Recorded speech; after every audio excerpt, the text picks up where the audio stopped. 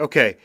Um, Hopefully by now, if you've been paying any attention, I did 2 Eclipse videos thus far. I did one showing why the moon's umbra moves from west to east, even though the Earth is rotating counterclockwise relative to north.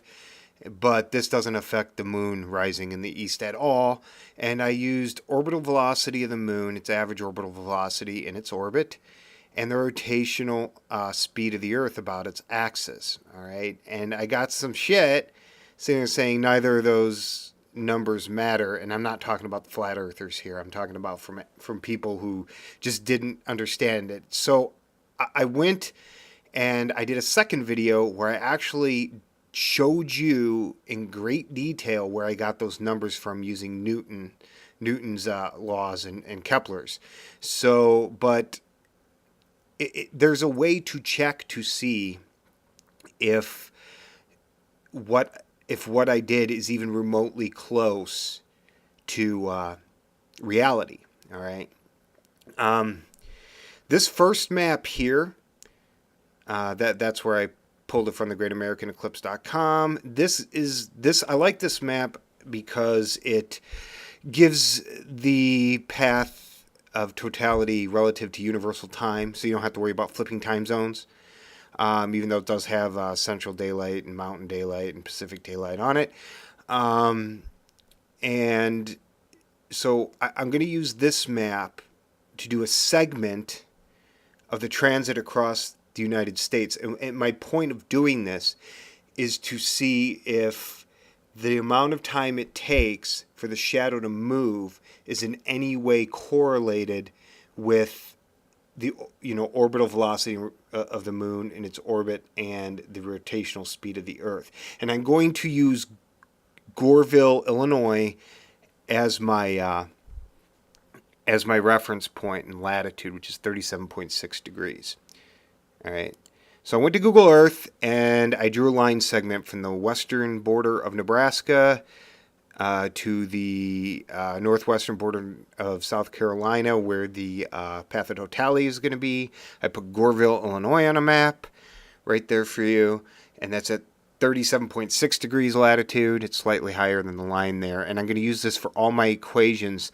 And I actually thought I would be off because, as you go north or south of the equator on the Earth rotates slower upon its relative to its axis. All right, that's just what happens on a rotating ball. Okay, so I used that, and I thought I was going to be off by like 4 or 5%. And I rounded throughout the equations, and I was actually surprised just how close I was. But anyway, as you can see, I'm using kilometers, and I used the map length, the 1,978.25 kilometers, as opposed to the ground length. I mean, they're within a quarter kilometer of one another, basically, a little more. So I just used the map one. Okay, so how did I set this up? Well, you can see the green lines that were already on this map, all right? Like I said, I'm going to be centered on Goreville, all right? And I did pick Goreville because it's close to being halfway between in latitude from where the western edge of Nebraska to the northwestern border of South Carolina. So that's why I picked it as well. Now, plus, I've already done the math for it in the previous video, which is linked below in the description, all right? So I'm going to take this block along this segment. I know it doesn't match exactly. This was a rough estimate just to check to see if the orbital velocity and the rotational speed of the Earth is relevant during the movement of the shadow of the eclipse during totality. And this is for the 2017 eclipse. Okay. So in order to do this, well, as you can see this box here, the red part is I have to subtract that. This is going to be known...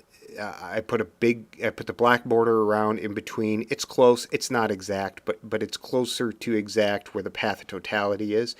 And the red box is the part I have to subtract. I'm just gonna call this the red marker. Okay, when I'm actually gonna go through the equations with you.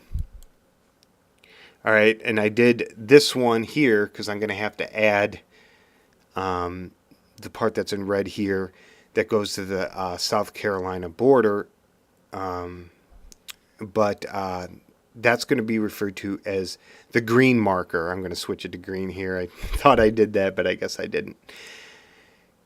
And included in my calculations is the half hour within the yellow. That's my yellow marker. I don't need to do any math to get minutes or seconds there because it's totally within my within the path that I'm doing. I only need to subtract from the red marker and add the green marker. That is all I need to do. All right. So I'm going to sit here and run through the calculations with you, and they're actually pretty simple. It's pretty much simple math: addition, subtraction, division, multiplication. There's nothing complex here. It's not like going through Newton's equations, which is what I did in the previous video. So let's get started. Okay, here we go. There's a latitude for Goreville, Illinois. This is the Earth's rotational period in kilometers per second at that latitude. All right, I calculated that in the last video. All right, the orbital velocity of the moon was given by NASA as 1.022 kilometers per second. My calculations, I calculated 1.023 kilometers per second. I'm going to use my calculation. It doesn't really matter that much. I mean, the two numbers are off by 1 meter per second. So we're going to start with the red marker first. Now, if you remember the red marker, I have to subtract that segment on the left. Now, I know you couldn't tell in the boxes that I drew what their widths were. And I didn't write them on there because I knew looking at any screen that's going to change. But on my computer, when I made the measurements, the black box around the red marker is 2.178 inches. All right. So I needed to subtract the red part of the red marker, which was 0.49 inches. That gives me 1.697 inches. All right. So I need to divide that, and the inches cancel, and that gives me a ratio. All right.